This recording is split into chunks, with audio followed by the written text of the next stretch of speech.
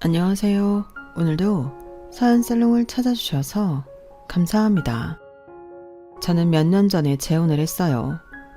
남편과 저는 둘 다 이혼 경력이 있는데 남편한테는 8살짜리 아들이 하나 있고 저는 아이가 없어요. 처음 남편과 재혼을 결심했을 때 남편이 원한다면 아들을 키울 생각도 있었어요. 결과적으로는 남편의 전처가 아이는 줄 수 없다고 그래서 무산됐지만요. 그런데 그 아이 때문에 재혼을 후회하게 됐지 뭐예요. 남편의 전처가 아이를 앞세워 자꾸 남편을 불러내더라고요. 그게 어느 정도 상식선이라면 저도 이해하고 넘어가겠지만 일주일에 3, 4일을 불러내니까 저도 더는 못 참겠더라고요.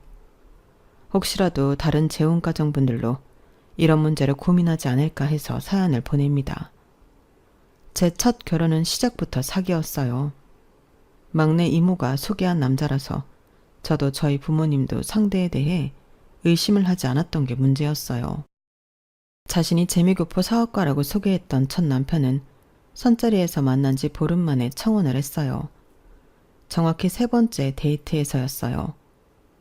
미국에 계신 아버님이 건강이 안 좋으셔서 하루빨리 결혼을 해야 할 것 같다면서 자신이 마음에 안 드는 게 아니라면 결혼을 서둘러 줬으면 한다고 하더군요. 원래 성격이 딱 부러지지 못한 저였지만 그렇다고 해도 보름 만에 결혼 결정을 하는 건 좀 섣부른 결정이 아닌가 생각했어요. 그건 저희 부모님도 마찬가지였고요. 그런데 선자리를 주선했던 막내 이모는 오히려 잘 됐다고 엄청 좋아하더라고요. 언니, 이제 고생 끝났어. 화영이가 그 집에 시집만 가면 언니는 아주 논하는 거야. 그 남자 아버지가 미국에서 엄청 부자거든. 발도 넓어서 전개 인맥도 장난 아니래. 오바마 대통령 때 생일 파티에도 초청받아서 갔을 정도로 미국에서 아주 엄청나다니까. 그런 집안에 딸내미를 시집보낼 기회를 얻었는데 그걸 왜 마다해. 나라면 무슨 수를 써서라도 꽉 붙잡을 텐데 말이야. 막내 이모 말에 엄마는 입이 떡 벌어졌어요. 아니, 그렇게 대단한 집에서 왜 우리랑 사돈을 맺어? 아무리 화영이가 내 딸이긴 하지만 인물이 미스 코리아 나갈 정도로 출중한 것도 아니고 그렇다고 공부를 뛰어나게 잘한 것도 아닌데 말이야.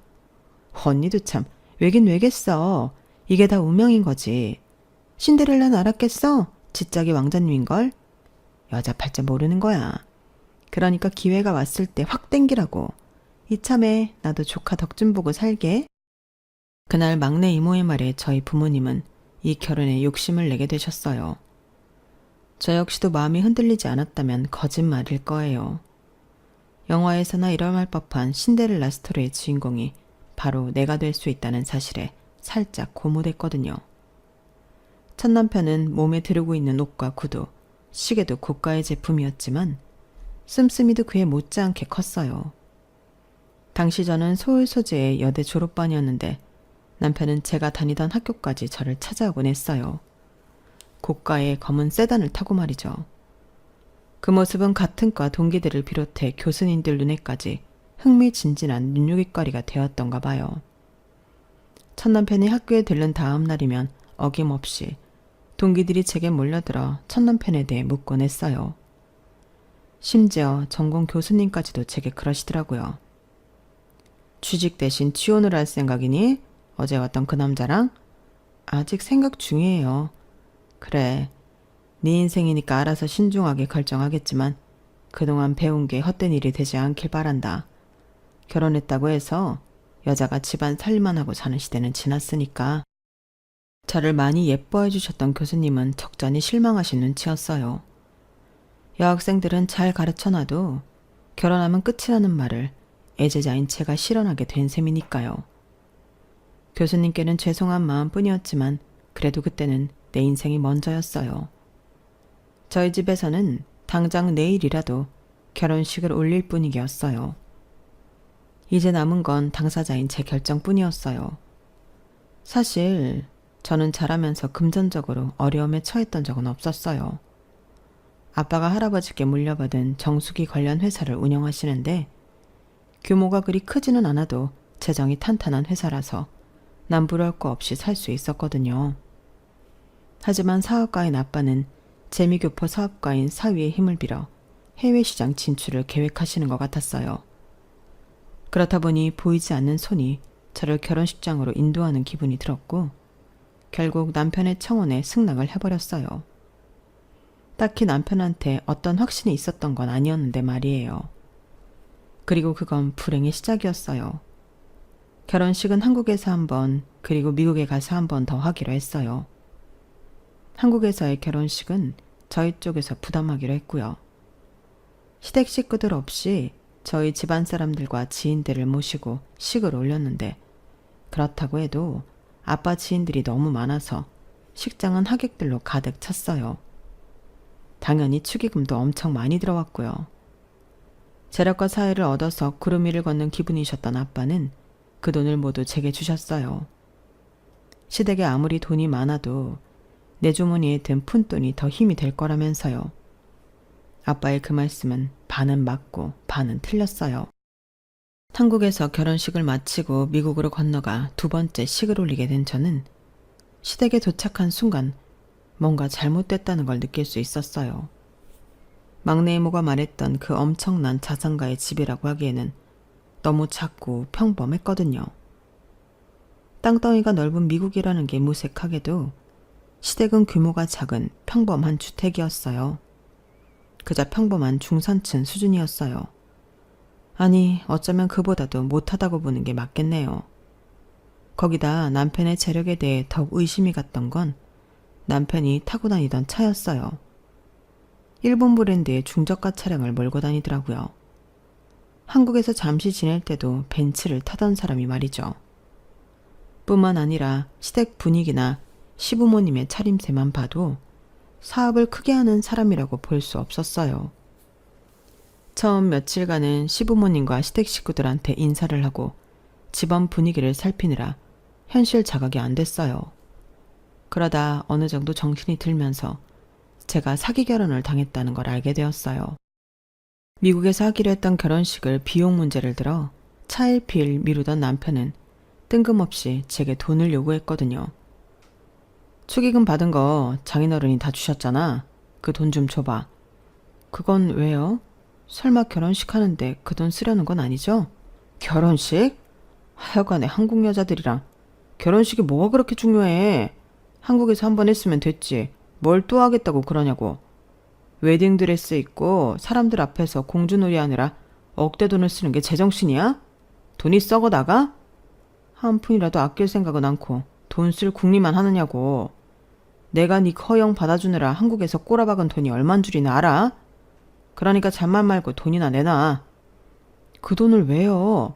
그건 아빠가 나한테 준 돈이에요. 당신이 관여할 일이 아니라고요. 뭐? 관여할 일이 아니야? 내놓으라면 내놓을 것이지 이게 어디서 말대꾸야. 그날부터 남편의 폭력은 시작됐어요. 태어나서 지금까지 부모님한테도 맞아본 적 없던 저는 남편의 무자비한 폭행에 몸도 정신도 만신창이가 됐어요. 당장 한국으로 돌아가겠다는 저를 남편은 집에 두고 한국에 연락을 못하도록 했어요. 그렇게 몇 달 집에 갇혀 지내다가 제 비명소리를 들은 이웃 주민의 신고로 저는 남편 집에서 탈출할 수 있었어요. 뒤늦게 저랑 연락이 닿은 아빠는 미국에 사시는 지인을 통해 변호사를 선임해 주셨고 남편은 사기 결혼과 폭력, 감금 등의 이유로 법정에 서게 되었어요. 결국 남편은 실형을 살게 되었고 결혼한 지 몇 달도 안 돼서 저는 이혼녀가 되었어요. 미국에 있을 때는 지옥 같은 남편 집에서 탈출만 할 수 있다면 더 바랄 게 없을 것 같았는데 막상 한국으로 돌아왔어도 다를 게 없었어요. 따가운 주변의 시선이 창살 없는 감옥을 만들었고 저는 그 안에 갇힌 채 은둔 아닌 은둔 생활을 시작했거든요. 동기들은 다들 취업에 성공해 회사원이 되었고 취업 때를 놓친 저는 원서를 낼 곳조차 없었어요. 거기다 워낙 성대하게 결혼식을 했던 탓에 주변에선 제가 이혼하고 한국으로 돌아왔다는 소식에 벌떼처럼 달려들었어요. 겉으로는 걱정하는 투의 목소리였지만 그 너머에는 호기심과 재미가 가득해 보였어요. 내 인생의 불행이 타인에게는 한낱 유익거리밖에 되지 않는다는 사실에 화도 나고 스스로 주눅들게 만들었어요. 그때까지만 해도 저는 나 혼자 불행하고 나 혼자 피해자라고 생각했어요. 그래서 부모님께 상처가 되는 말을 서슴찮고 내뱉었어요. 내 불행한 결혼이 마치 부모님 탓인 것처럼 말이죠. 그 사실을 알기 전까지는요. 뜬금없이 이사를 간다고? 갑자기 왜? 네 아빠 회사가 정 같지 않아. 미국 진출한다고 투자했던 것을 다 날렸으니 어쩌겠니. 회사 다시 살리려면 당장 돈 되는 건 다 팔아야 할 판이야. 알고 보니 아빠는 미국 진출을 이유로 제 전남편한테 엄청난 금액의 돈을 사기당했더라고요. 비록 재판에서 이기기는 했지만 돌려받은 돈은 거의 없었어요. 한 번의 결혼으로 저도 그렇고 저희 부모님도 그렇고 잃은 게 너무도 많았어요. 할아버지 때부터 살던 평창동 저택을 팔고 땅과 주식, 그 밖에 돈 될 것들을 모조리 정리한 뒤에야 아빠 회사는 다시 자리를 잡을 수 있었어요. 연남동으로 이사를 하고 얼마 뒤 저는 바리스타 학원에 등록했어요. 언제까지고 방구석에 처박혀 인생을 허비할 수는 없었거든요. 그래서 내가 하고 싶은 게 뭐가 있나 고민하다가 고민 끝에 찾아낸 게 바로 바리스타였어요. 그렇다고 카페에 취직을 할 생각은 아니고 기회가 된다면 작더라도 내 카페를 차리고 싶었어요. 그렇게 시작한 커피 공부는 생각보다 저랑 잘 맞았어요. 내가 좋아하는 분야라서 그런지 이론도 머릿속에 쏙쏙 들어오고 평소 유별나다 싶을 정도로 까다롭게 커피를 내려 마시던 버릇은 실습에 꽤 도움이 되었거든요. 덕분에 바리스타 자격증은 큰 어려움 없이 딸 수 있었어요. 하지만 자격증을 땄다고 해서 당장 카페를 차리진 않았어요. 실무 경험이 없기 때문에 만반의 준비를 다 하고 싶었거든요. 전국에 있는 커피 잘한다는 카페를 다 찾아다니고 좋은 원두를 찾기 위해 발품도 팔았어요. 어느 정도 준비가 됐을 때 제가 가진 돈으로 얻을 수 있는 가게를 찾고 가게 인테리어도 스스로 구상을 했어요. 그렇게 2년 가까운 시간이 흐른 뒤에야 저는 작은 카페를 오픈할 수 있었어요. 극악무도한 남편의 매질에도 굴복하지 않고 끝까지 지켰던 축의금에 엄마가 보태주신 돈을 합해서 차린 카페였어요. 테이블도 몇 개 없고 커피 종류도 그리 다양하지 않지만 그래서 느긋하게 내 시간을 보낼 수 있는 아늑한 공간으로 완성됐어요. 큰 돈을 벌고 싶어서 차린 카페가 아니라 누구든 잠깐 들러서 차 한 잔에 쿠키랑 머핀을 먹으면서 쉬다 갈 수 있는 그런 공간을 만들고 싶었거든요. 어쩌면 제가 머물고 싶은 공간을 만들고 싶었던 건지도 모르겠네요. 상점가와 주택가가 만나는 지점에 위치하기 때문에 주 고객은 동네 주민이었어요.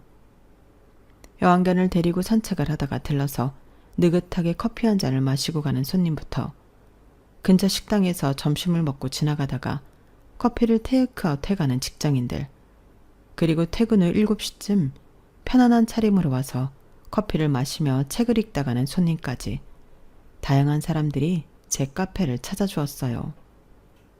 그리고 그 중에는 현재 제 남편도 있었어요. 남편은 거의 매일 제 카페를 찾아왔는데 퇴근 후 편안한 차림으로 와서 카페 룽고를 시켰어요. 그리고는 1시간가량 책을 읽다가 가는데 그 모습이 무척 인상적이었어요. 손님이 많지 않은 조용한 카페라서 남편의 독서를 방해할 일은 없었지만 그래도 변수라는 게 있잖아요. 하루는 젊은 엄마 둘이서 애를 데리고 카페에 왔는데 엄마들이 수다를 떠는 동안 아이들이 카페 안을 놀이터처럼 휘젓고 다니더라고요. 인테리어 소품으로 놓아둔 미니어처 자동차도 꺼내서 바닥에 굴리고 벽에 붙여놓은 오래된 엽서도 뜯어서 내던져 놨더라고요. 참다 못해 엄마들한테 가서 아이들한테 주의를 좀 주라고 말을 했지만 그때뿐이었어요. 아이들이 뛰어놀다가 남편이 앉아있던 테이블을 쳤고 그 바람에 커피잔이 흔들리면서 책에 엎질러졌거든요. 그제야 엄마들은 서둘러 짐을 챙겨 카페를 나갔어요. 남편한테 사과를 하는 둥 마는 둥 하고 말이죠. 책을 엉망으로 만들었으니 변상을 하는 게 당연한데도 딸랑 말 한마디를 끝으로 도망치듯 나가는 모습에 화가 났어요. 그래서 그 엄마들을 부르며 따라 나서려는데 남편이 저를 말리더라고요. 그러지 않으셔도 돼요. 괜히 싸움만 날 겁니다. 아니 그래도 이러고 그냥 가면 안 되죠. 책이 엉망이 됐는데. 그런 거를 신경 쓸 사람들이었다면 애초에 아이들을 카페에서 뛰어다니게 두지 않았을 겁니다. 괜히 상대했다간 맘카페니 뭐니 카페를 비방하는 글이나 올릴걸요. 책은 이미 다 읽은 책이라서 괜찮아요. 너무 신경 쓰지 마세요. 아무리 그렇게 말을 한다지만 점주 입장에서 신경 쓰지 않을 수가 없었어요. 몇 안 되는 우리 집 단골 손님이라서 더더욱 그랬어요. 그래도 그냥은 못 넘어가겠어요. 아이들 엄마는 가버렸으니 어쩔 수 없다 쳐도 일단 손님께서 피해당한 사실엔 변함이 없으니까요. 가게 주인으로서 책임도 있으니까 제가 대신 변상하겠습니다. 그러자 남편은 잠시 생각에 잠기더니 살짝 미소를 지으며 그러더라고요. 그럼 저랑 와인 한잔 하실래요? 거래처에서 꽤 좋은 와인을 선물 받았는데 같이 마실 사람이 없어서요. 아, 혹시 술 안 드시면? 아니에요. 술 잘 마셔요. 그렇다고 자주 마시는 건 아니지만요. 저도 와인 좋아해요. 그렇게 그날 급성사된 약속으로 우리는 카페 영업 후 불 꺼진 카페에서 둘만의 술자리를 가졌어요. 제가 마감을 하는 동안 남편이 집에 가서 와인과 와인잔, 간단한 안주를 가져왔거든요. 남편이 저희 카페에서 도보로 5분 거리에 살고 있어서 가능한 일이었어요.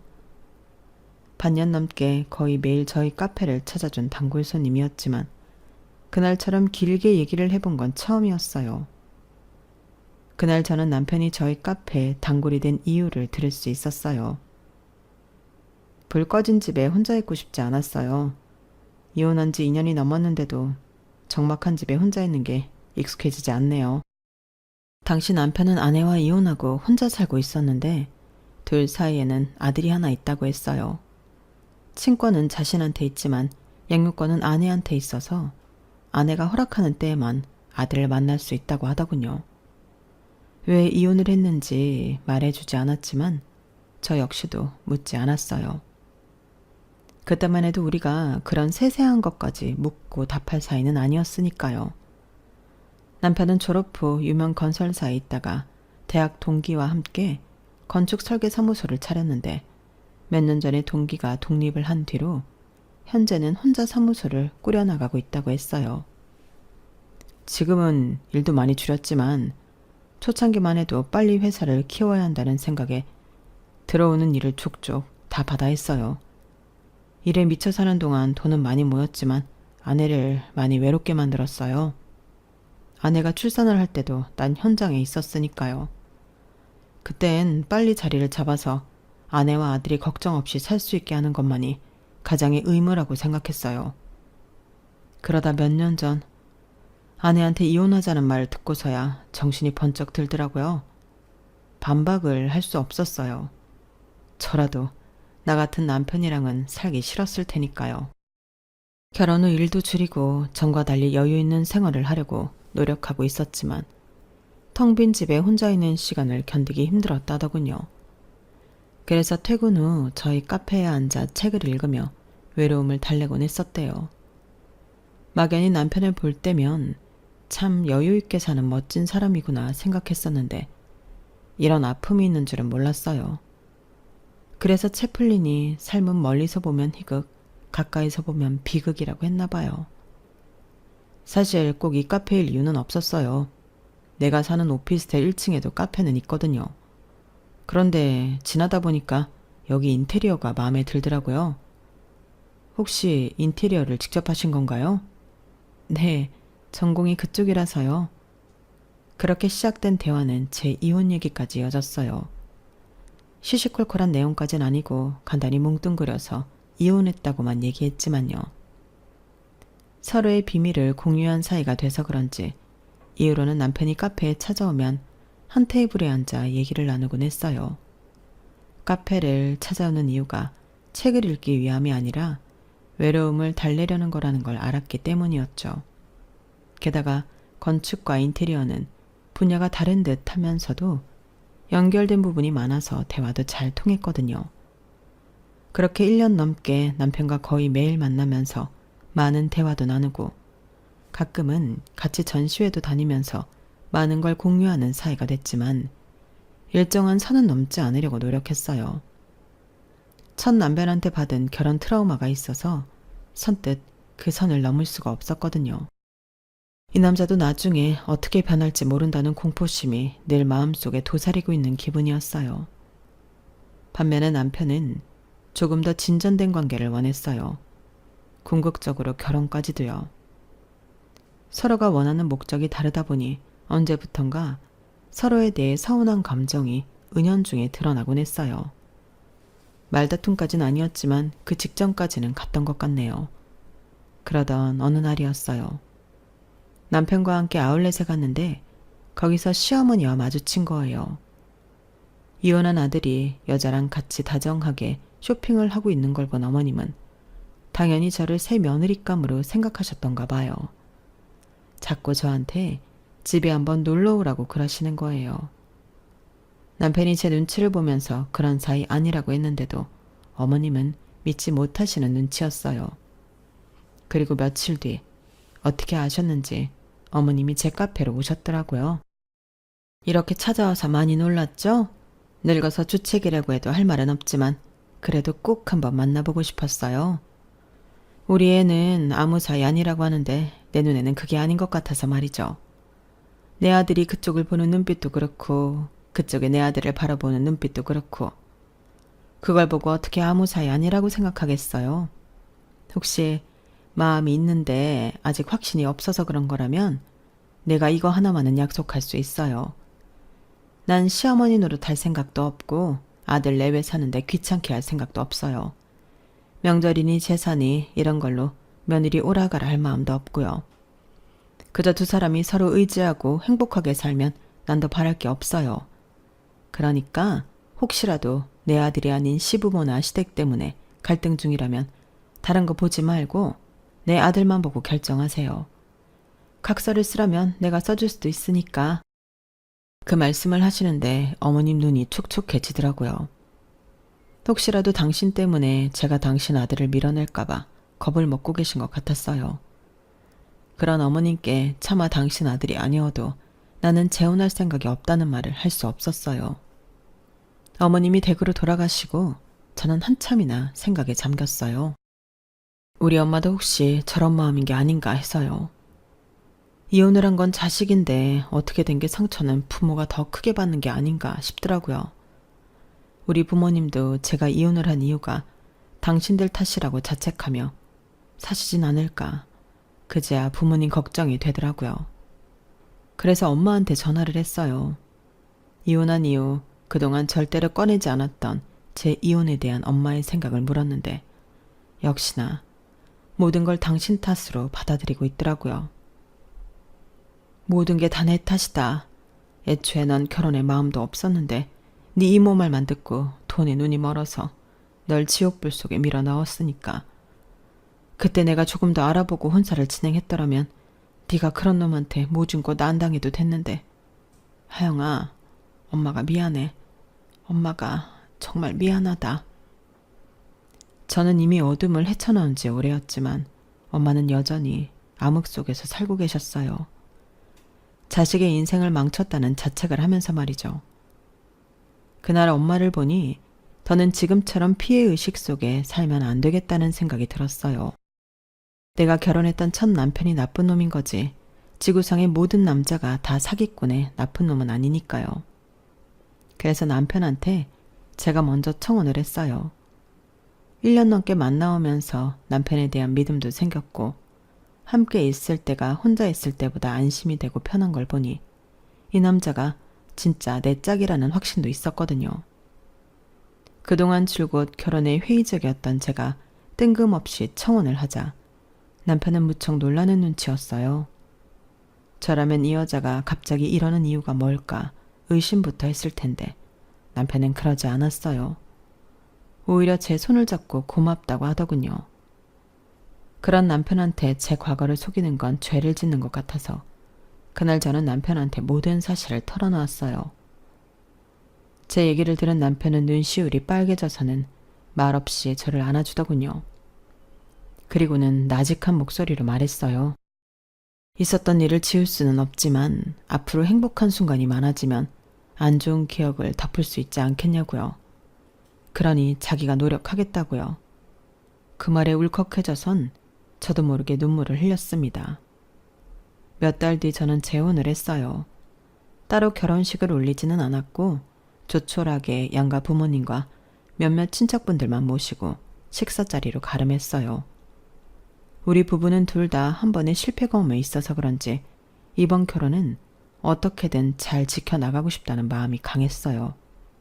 그래서 서로 대화도 자주 하고 갈등이 생길 소지가 있는 말이나 행동은 애초에 하지 않으려고 노력했어요. 우리 부부만큼이나 양가 부모님들도 많은 노력을 하셨는데 어머님은 결혼 전에 제게 하셨던 약속대로 명절이나 제사를 비롯해 시댁 행사에 강제로 저를 부르거나 하지 않으셨어요. 고부간의 갈등이 생길 여지를 주지 않으시려 무척이나 노력하시는 게 보이더라고요.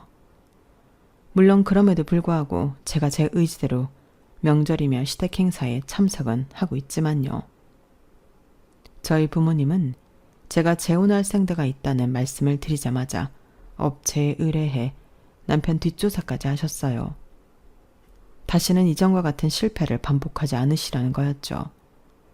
물론 아무런 하자가 없음을 알게 되곤 뒤늦게 남편한테 사과를 하셨지만요. 제 첫 결혼이 어땠는지 잘 아는 남편은 저희 부모님을 이해해 주었어요. 자신이었어도 그랬을 거라고요. 조심스럽기만 하던 재혼 생활은 시간이 지나면서 조금씩 자연스럽게 자리를 잡아가기 시작했어요. 저희 부부도 그렇고 양가 부모님도 그렇고요. 그런데 생각지도 않은 곳에서 문제가 생겼지 뭐예요. 그동안 아이 면접권까지 제안했던 남편의 전처가 저희 결혼 소식을 들은 이후부터 변하기 시작했는데 그로 인해 예기치 않은 문제가 불거지기 시작한 거예요. 여보, 미안한데 이번 주 토요일에 공연 보러 가기로 한 거 말이야. 아직 예매 안 했으면 다음으로 미루면 안 될까? 재우 엄마한테 연락이 왔는데 이번 주 토요일에 재우 만나게 해주겠대. 아, 그래요? 그럼 그렇게 해요. 공연이야 나중에도 볼 수 있는 거니까. 그런데 요즘은 그쪽에서 재우를 자주 만나게 해주네요. 예전엔 법원 명령에도 불구하고 애 얼굴도 안 보여주더니. 그러게 말이야. 이제 곧 내가 초등학교에 들어가니까 그래서 그러는가 봐. 아무래도 친구들이랑 달리 아빠랑 같이 살지 않는 게 애한테 상처가 될 수 있으니까. 그래서 더 아빠랑 가깝게 해주려는 게 아닐까? 남편도 저도 아이를 위해 좋은 쪽으로 받아들이려고 노력했어요. 그래서 전처 쪽에서 애를 만나게 해주겠다는 날이면 그게 언제든 남편을 보내주곤 했고요.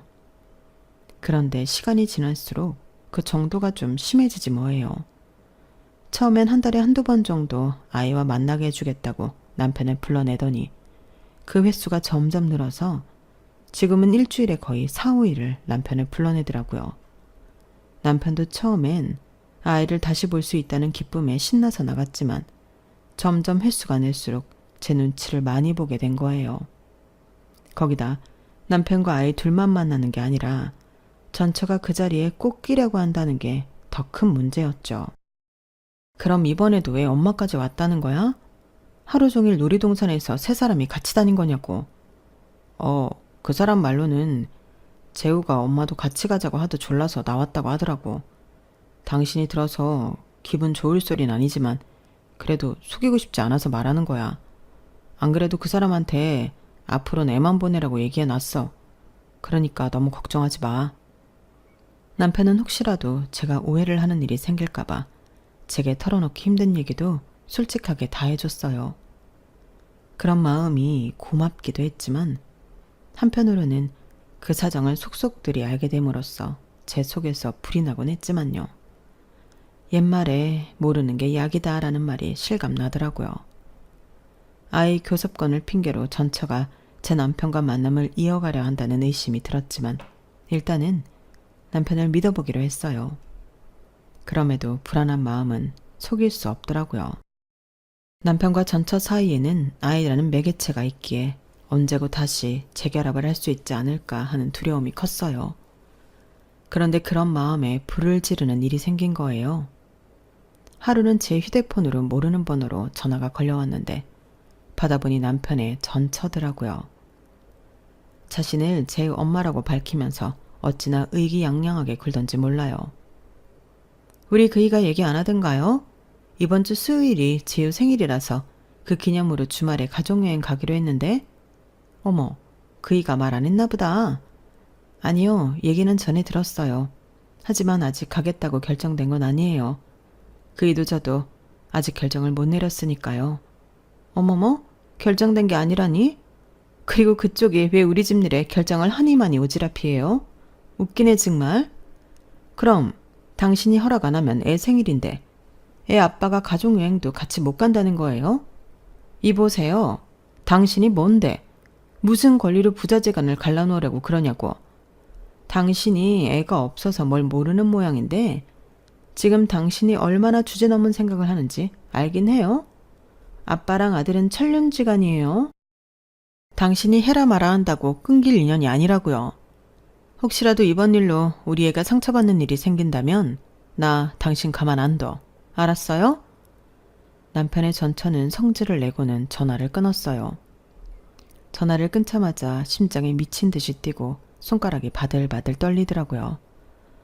마치 내가 멀쩡한 가정을 깨려는 뇌연녀 취급을 받는 기분이 들었거든요. 그래서 남편한테 이번 여행은 가지 말라고 하려고 여행 얘기를 꺼냈어요. 여보, 이번 주말에 여행 가는 건 말이야. 아, 그거 못 간다고 했어. 재호랑 둘이 가는 것도 아니고 재호 엄마까지 온다는데 그건 좀 그렇잖아. 남편이 먼저 거절 의사를 말해주어서 속으로 얼마나 기뻤나 몰라요. 그러면서도 한편으로는 앞으로도 이런 일이 계속되면 어쩌나 불안하더라고요. 불길한 예감은 틀리는 일이 없다더니 얼마 지나지 않아 제가 걱정했던 일이 실제로 벌어지고 말았어요. 이번에는 전처가 애 여름방학 때 마카오로 3박 4일 가족여행을 떠나자고 한 거예요. 말로는 학교에서 다른 애들은 아빠 엄마랑 여행을 다녀온 얘기를 했는데 재우만 그런 경험이 없어서 아무 말도 못했다가 애들한테 놀림을 받았다더군요. 그러면서 애가 얼마나 상처를 받았는지 집에 와서 펑펑 울더라고. 그러니 이번 여행은 꼭 가자고요. 지난번과 달리 이번엔 남편도 약간 흔들리는 눈치였어요. 아이가 친구들 앞에서 아빠의 부재로 인해 놀림을 받았다고 하는데 왜 안 그렇겠어요? 하루 종일 생각에 잠겼던 남편은 저녁밥을 먹으면서 그러더라고요. 여보, 우리 이번 여름에 마카오로 여름 휴가 가자. 같은 호텔에 지내면서 애랑 놀아줄 때만 내가 재우한테 갔다 오면 될 것 같은데 당신 생각은 어때? 당신이 재우랑 재우 엄마 보기 불편하리란 건 알지만 당신 두고 내가 재우 엄마랑 어떻게 한 방에서 지내? 아무리 애 문제가 걸려있다고 해도 말이야. 잠은 따로 자고 애랑 놀아줄 때만 갔다 오는 정도라면 당신한테도 덜 미안할 것 같아. 남편은 마치 자신이 죽을 죄를 지은 죄인처럼 제 앞에서 고개를 숙였어요. 그런 남편을 보니 속이 상하면서도 불쌍하다는 생각이 들었어요. 전처 전화를 받고 하루 종일 얼마나 고민을 했을지 그 노고를 충분히 알고도 남겠더라고요. 그래서 그러자고 했어요. 그래, 마카오 가자. 난 5성급 호텔에서 호캉스 즐기고 있을 테니까 내 걱정 말고 당신은 가서 재우랑 놀아주고 와.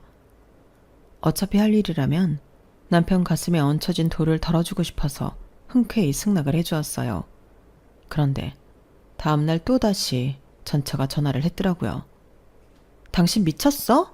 거기가 어디라고 남의 가족여행에 따라온다는 거야. 주제넘게 자꾸 이럴래? 누가 주제넘어요? 어머니 내 남편의 아내는 난데 내 남편이 이혼한 전처랑 한 방에서 지내는 걸 왜 허락해줘야 하죠?